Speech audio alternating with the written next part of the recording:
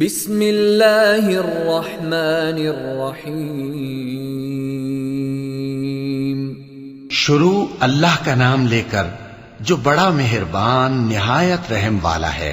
الحمدللہ نحمده ونستعینه ونستغفره ونؤمن به ونتوکل علیہ ونعوذ باللہ من شرور انفسنا ومن سیئات اعمالنا من يهده الله فلا مضل له ومن يضلله فلا هادي له ونشهد ان لا اله الا الله وحده لا شريك له ونشهد ان محمدا عبده ورسوله وصلى الله تعالى عليه وعلى آله واصحابه وسلم اما بعد۔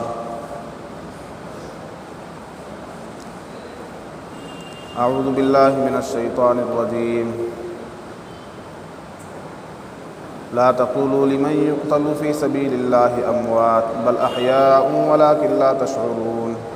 محترم حاضرین، معزز سامعین اور اس مائک کی آواز سن رہے باہر سے تمام مسلمانان کرام، جیسا کہ آج جمعے کی نماز کے بعد بھی اعلان کیا گیا تھا اور اس کے بعد تشکیل کا سلسلہ بھی چلا، گروپوں میں بھی میسیجز بھیجے گئے۔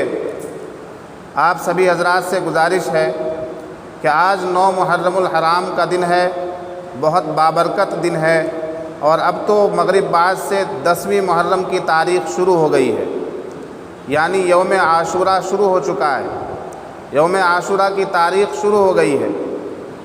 اور یہ محرم کا مہینہ جسے اللہ کے رسول صلی اللہ علیہ وسلم نے اللہ کا مہینہ قرار دیا، اس مہینے کی عظمت اور فضیلت تو ایک طرف وہ تو ہے ہی، لیکن اس مہینے میں یوم عاشورہ اور 10ویں تاریخ کی جو عظمت و فضیلت ہے وہ سب سے زیادہ ہے۔ اس لیے آج کے دن کو اگر ہم دنیا داری میں گزاریں گے، ادھر ادھر افواہات، مغلظات، خرافات میں گزاریں گے اور ٹائم پاس کریں گے جس طرح کے ہر دن کرتے ہیں، تو پھر اس دن کی برکتوں سے اور اس دن کی عظمتوں سے ہم فائدہ حاصل کرنے والے نہیں بنیں گے۔ محرم الحرام کا مہینہ ہے اور نوجوانوں کا ایک جتھا، نوجوانوں کا ایک لشکر وہ سڑکوں پر دکھائی دے رہا ہے، جن کے ہاتھوں میں ڈنڈے ہیں، بھالے ہیں، جن کے ہاتھوں میں اکھاڑا کھیلنے کے آلات ہیں، ڈھول ہیں، تاشے ہیں۔ یکم محرم سے لے کر 10ویں محرم تک یہ نوجوان لڑکے محرم کے نام پر اور شہادت حسین کے نام پر اکھاڑا کھیلتے ہیں، ڈنڈے بازی کرتے ہیں، تلوار بازی کرتے ہیں، سڑکوں کو گھیر کر کھڑے ہو جاتے ہیں اور آنے جانے والی گاڑیوں کو روک کر پیسہ وصول کرتے ہیں۔ یہ سارے کام اسلام کے اندر ناجائز اور حرام ہیں۔ اسلام کا ماننے والا اور اسلامی شریعت پر عمل کرنے والا کوئی انسان اس کو جائز قرار نہیں دے سکتا۔ میں یہ کہتا ہوں کہ کسی بھی مسلک کا عالم دین ہو وہ ان چیزوں کو جائز نہیں کہتا۔ خود علماء کرام اور خود علماء سنی اور علماء بریلی وہ اس کے سخت خلاف ہیں۔ کل میری ملاقات ہوئی ایک مولانا صاحب سے جو دوسرے مسلک سے تعلق رکھتے ہیں، ان سے میں نے کہا کہ حضرت آپ ان لوگوں کو سمجھاتے نہیں۔ کہنے لگے کہ ہم پریشان ہو گئے ہیں، سمجھا کر، بتا کر ویرودھ کرتے ہیں، مخالفت کرتے ہیں، بتاتے ہیں، سمجھاتے ہیں، لیکن یہ قوم سمجھنے کے لیے تیار نہیں ہے۔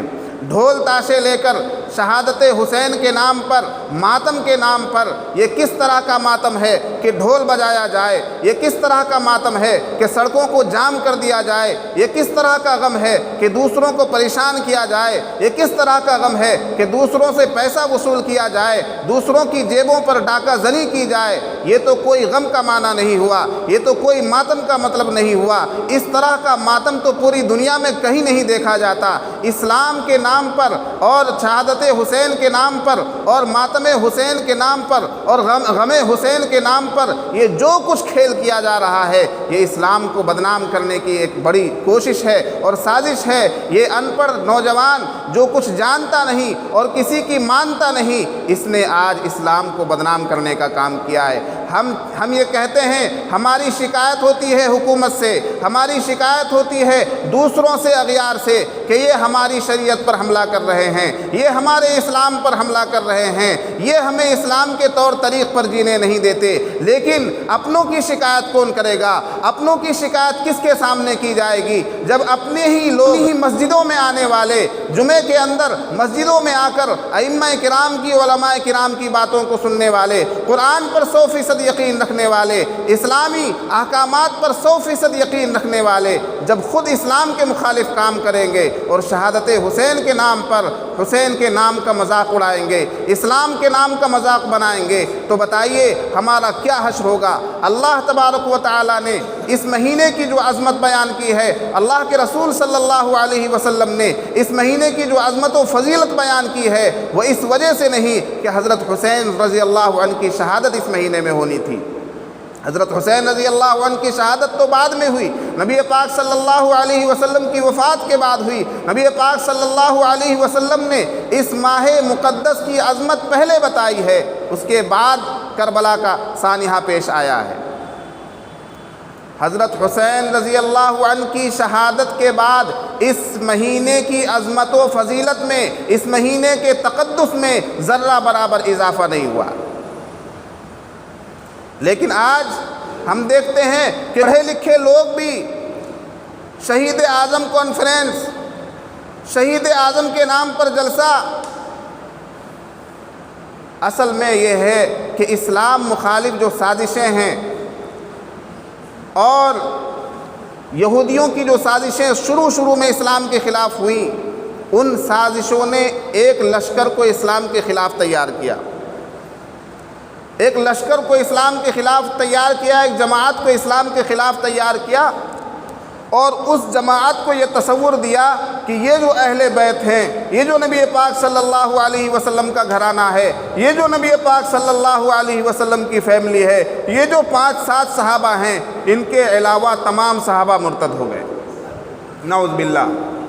یہ تصور دیا گیا اور شہادت حسین کو اسلامی تاریخ کا سب سے بڑا سانحہ بنا کر پیش کیا گیا کہ اسلامی تاریخ کا سب سے بڑا ظلم حضرت حسین رضی اللہ عنہ کے اوپر ہوا۔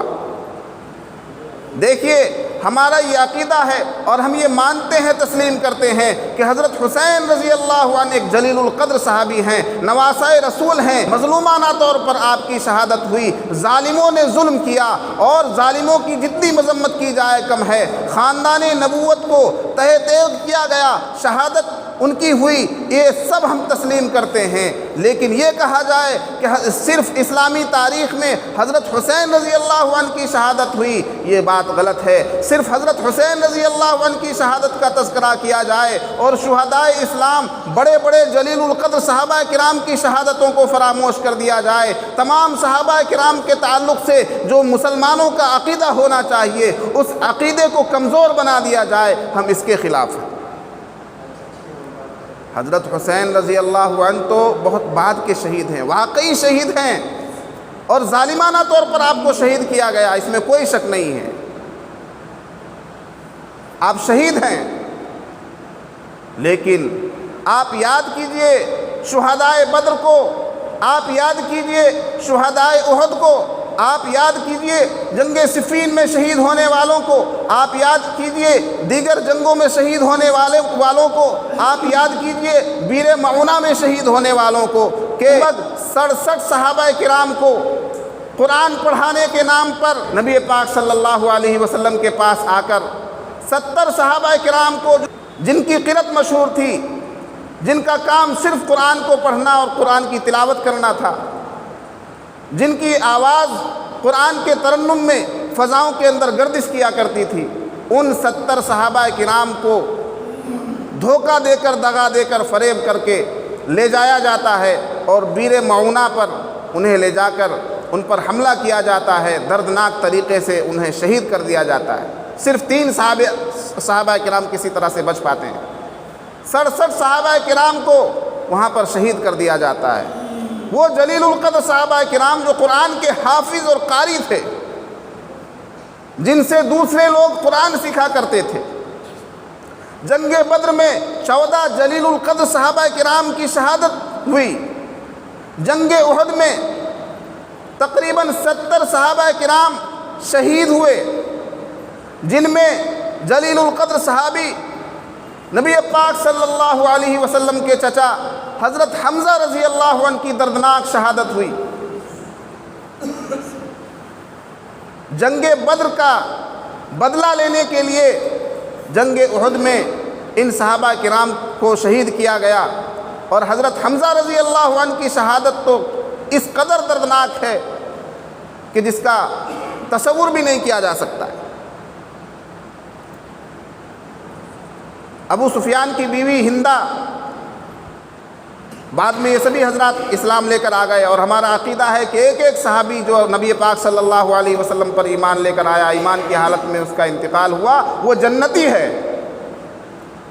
لیکن جنگ احد میں وحشی بن حرب ایک غلام تھا جبیر بن مطعم کا، اس نے کہا کہ اگر تم حمزہ کو شہید کر دو تو میں تجھے آزاد کر دوں گا۔ چنانچہ وحشی بن حرب مکے سے یہ ارادہ کر کے آیا ہوا ہے کہ آج میں کسی کو نہیں دیکھوں گا، میری نظر صرف حمزہ پر رہے گی۔ دھوکے سے ایک چٹان کے پیچھے سے چھپ کر کسی موقع سے وار کرتا ہے، نیزہ پھینک کر مارتا ہے، حضرت حمزہ رضی اللہ عنہ کے ناف پر لگتا ہے اور آر پار ہو جاتا ہے وہ نیزہ۔ حضرت حمزہ رضی اللہ عنہ اٹھنے کی کوشش کرتے ہیں، گر جاتے ہیں، اور اسی حملے سے آپ کی شہادت ہو جاتی ہے۔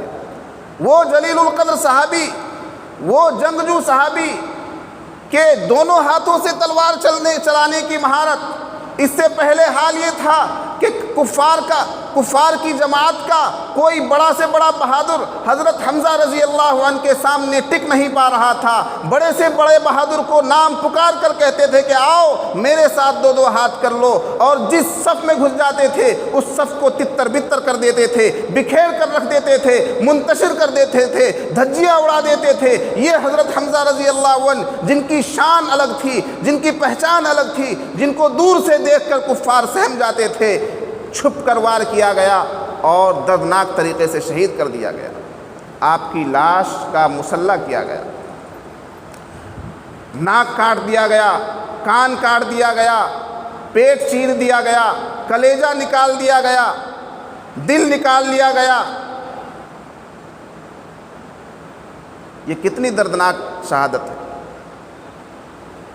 نبی پاک صلی اللہ علیہ وسلم نے کہا، دیکھا اپنے چچا کی لاش کو تو آنکھوں میں آنسو آ گئے، آپ کی آنکھیں پرآب ہو گئیں۔ کہنے لگے